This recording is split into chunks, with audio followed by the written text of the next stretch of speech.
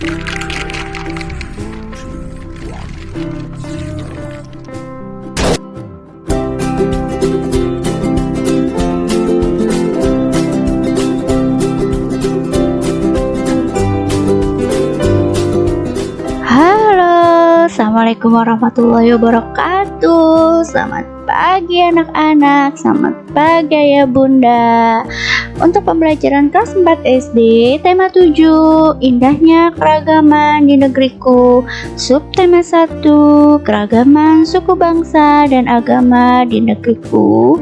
Pembelajaran 3. Sebelum kita mulai pembelajaran dimulai, jangan lupa selalu patuhi protokol kesehatan dan cuci tangan air yang mengalir. Nah, sebelum pembelajaran kita mulai, baca doa dulu ya. Bismillahirrahmanirrahim. Radiyallahu billahi rabbah wa bi islami dina wa bi muhammadin nabiyyu wa rasulah rabbil zidni ilma warzuqni fahma. Ya Allah, kami ridho Allah Subhanahu wa Ta'ala sebagai Tuhanku, Islam sebagai agamaku, dan Nabi Muhammad sebagai Nabi dan Rasul. Ya Allah, tambahkanlah kepadaku ilmu dan berikanlah aku pengertian yang baik. Amin. Tujuan pembelajaran yang pertama, setelah berdiskusi, siswa mampu mengenal keadaan pulau-pulau di Indonesia dengan benar. Yang kedua, setelah berdiskusi, siswa mampu memahami hubungan antar banyaknya suku bangsa dengan kondisi wilayah di Indonesia dengan benar. Yang ketiga, setelah membaca teks, siswa mampu menuliskan informasi baru yang terdapat dalam teks dengan tepat. Yang keempat, setelah melakukan permainan, siswa mampu mengenal suku bangsa yang ada di Indonesia dengan benar. Nah, tema 7, subtema 1, pembelajaran 3. Yang pertama, IPS.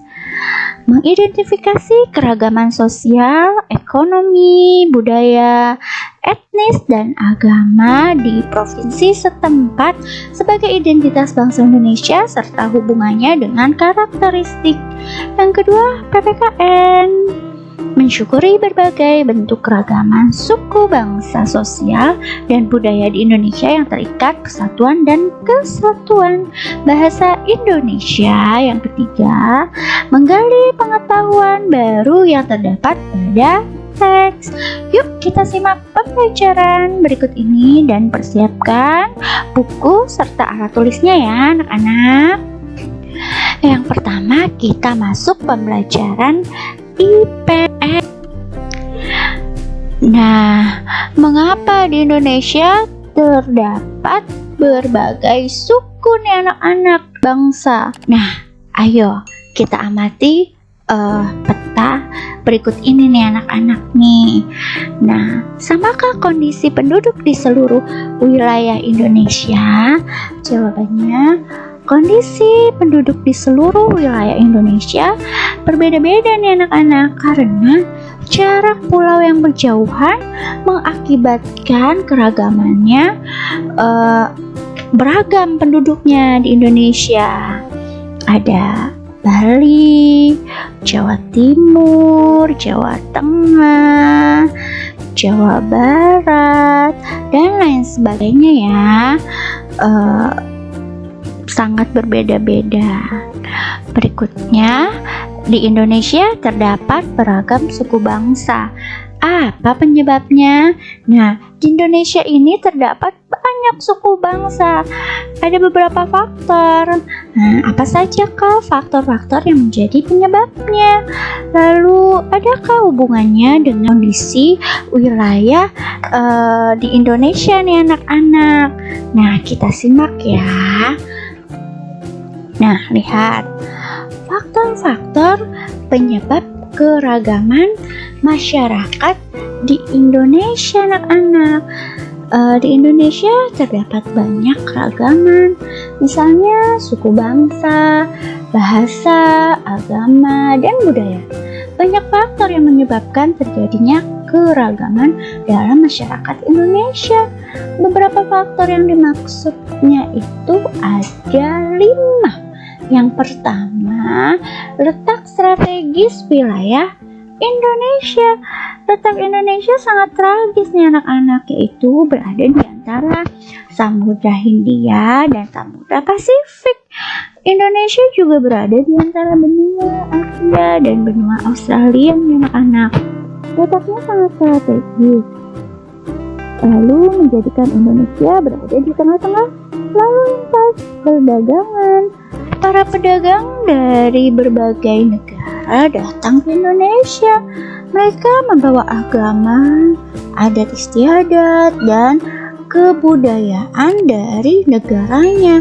Banyak pendatang menyebarkan agama, adat istiadat, dan kebudayaan negaranya, baik dengan sengaja maupun tidak sengaja.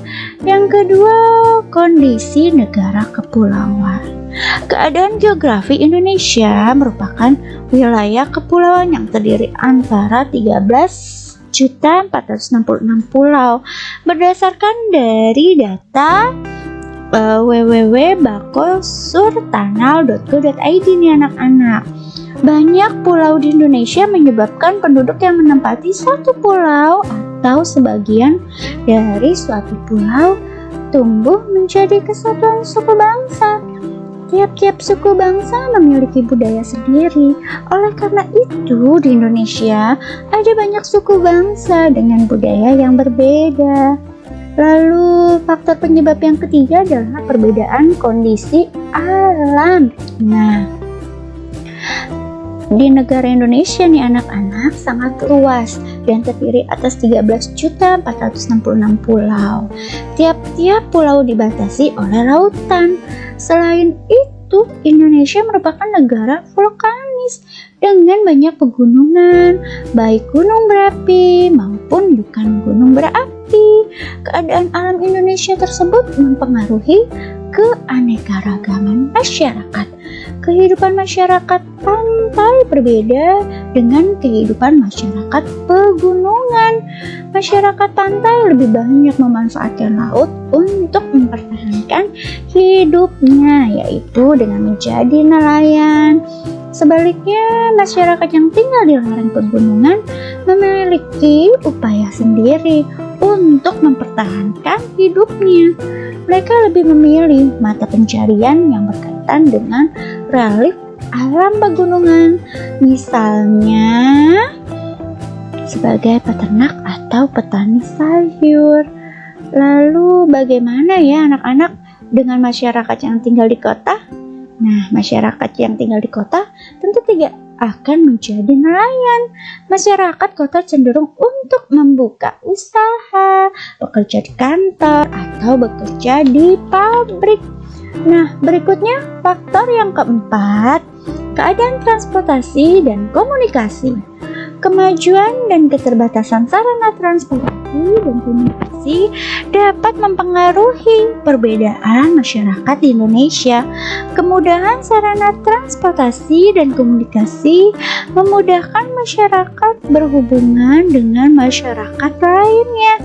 Bahkan sebaliknya, sarana yang terbatas akan menyulitkan masyarakat dalam berhubungan dan berkomunikasi dengan masyarakat lainnya.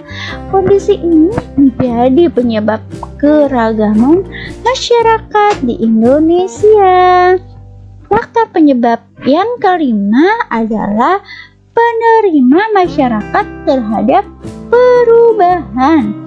Nah, keterbukaan masyarakat terhadap sesuatu yang baru, baik yang datang dari masyarakat maupun luar masyarakat, membawa pengaruh terhadap perbedaan masyarakat di Indonesia. Masyarakat perkotaan relatif mudah menerima orang asing atau budaya lain. Sebaliknya, masyarakat pedalaman, sebagian besar sulit menerima sesuatu yang baru. Mereka tetap bertahan pada budaya sendiri dan sulit menerima budaya luar. Nah, itu tadi beberapa faktor penyebab keragaman masyarakat yang ada di Indonesia. Nah, pembelajaran yang kedua, PPKN.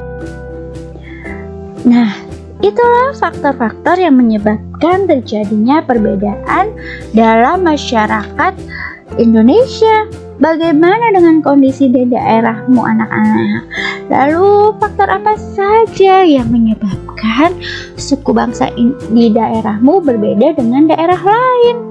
Terus bagaimana nih anak-anak sikap kita terhadap keragaman suku bangsa di Indonesia? Keragaman suku bangsa hendaknya menjadi kekayaan bangsa. Hendaknya kita dapat menerima keragaman itu ya anak-anak ya. Kita saling menghargai dan bekerja sama dengan semua suku bangsa yang ada di Indonesia nih anak-anak.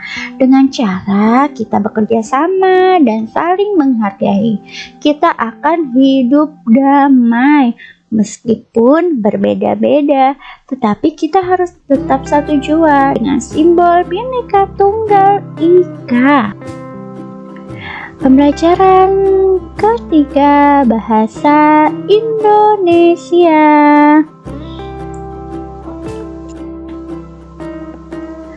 Dari bacaan faktor penyebab keragaman masyarakat Indonesia, yang tadi informasi baru kamu dapatkan. Nanti kamu bisa diskusikan ya anak-anak bersama kedua orang tuamu di rumah. Nah, di Indonesia ada ribuan suku bangsa yang tersebar di seluruh wilayah Indonesia, dari Sabang sampai Merauke. Suku bangsa apa yang kamu lihat pada gambar di sampingnya anak-anak? Ada banyak ya anak-anak ya. Ada Sumatera Barat, Jawa Tengah, Jawa Timur, Papua, dan lain sebagainya. Nah, ayo membaca. Bacalah dengan cermat teks berikut ini. Keragaman suku bangsa di Indonesia. Suku bangsa termasuk bagian dari keragaman bangsa Indonesia. Ada banyak suku bangsa yang mendiami wilayah kepulauan Indonesia dibandingkan dengan negara lain. Jumlah suku bangsa Indonesia menjadi yang tersebar di dunia. Suku bangsa Indonesia tersebar di wilayah Indonesia, baik di pulau besar maupun pulau kecil. Daftar suku bangsa di seluruh provinsi yang ada di Indonesia. Nah, lihat nih anak-anak, tabel suku bangsa yang ada di Indonesia. Yang pertama Aceh, suku bangsanya Aceh, Alas, Gayo, Gayo Ulut, Gayo Luwer, Singkil, Simole, Anok, Jami, Tamiang, dan Kue. Yang kedua Sumatera Utara, ada Batak Angkola, Batak Karo, Batak Mandiling, Batak Pakpak, Batak Simalungun, Batak Toba, Ulu, dan Nias. Yang ketiga Sumatera Barat, ada Mentawai, Minangkabau, Guci, Jambak, Piliang, Caniago, Tanjung, Sikumbang, dan Kota. Anak-anak bisa baca ya, di sini tabel suku bangsa Indonesia ada 34. Ibu baru membacakan 3. Nanti anak-anak bisa membaca di layar kaca anak-anak ya. Dari tabel di atas terlihat betapa banyak suku bangsa Indonesia. Dalam satu provinsi bisa terdapat lebih dari satu suku bangsa. Namun semua suku bangsa dapat hidup berdampingan dalam persatuan dan kesatuan. Anak-anak bisa baca ya nanti 34 suku bangsa yang ada di Indonesia. Nah, terima kasih sudah menonton pembelajaran kita hari ini. Pembelajaran kita hari ini selesai ya anak-anak. jangan lupa kita mengerjakan tugas tema. Simaklah pembelajaran berikut ini anak-anak. Yang pertama, IPS. Nah, apakah kamu mengetahui suku bangsa yang mungkin ada di provinsi tempat tinggalmu? Nah, nanti kamu lihat nih di layar. Isi tabel berikut ini ya. Saya tinggal di provinsi mana? Suku bangsa yang mungkin ada di provinsi tempat tinggalku apa? Ya. Lalu yang kedua, PPKN. Nah, identifikasilah suku bangsa yang kamu temui di lingkungan tempat tinggalmu. Nah, lihat di tabel, suku bangsa yang ada di wilayah tempat tinggalku yang pertama apa? Yang kedua, 3, serta keempat berikutnya ya anak-anak ya. Pembelajaran yang ketiga, bahasa Indonesia. Nah, anak-anak bisa mengisi pertanyaan berikut nih 1 sampai 5. Yang pertama, di pulau manakah kalian tinggal? Yang kedua, banyak atau sedikitkah pulau-pulau di Indonesia? Yang ketiga, menurut kamu bagaimana jarak dari pulau satu ke pulau lain? Jelaskan. Yang keempat, bagaimana kondisi alam setiap daerah di Indonesia? Yang kelima, samakah kondisi penduduk di seluruh wilayah Indonesia? Terima kasih anak-anak, selamat mengerjakan dan terima kasih. Assalamualaikum warahmatullahi wabarakatuh.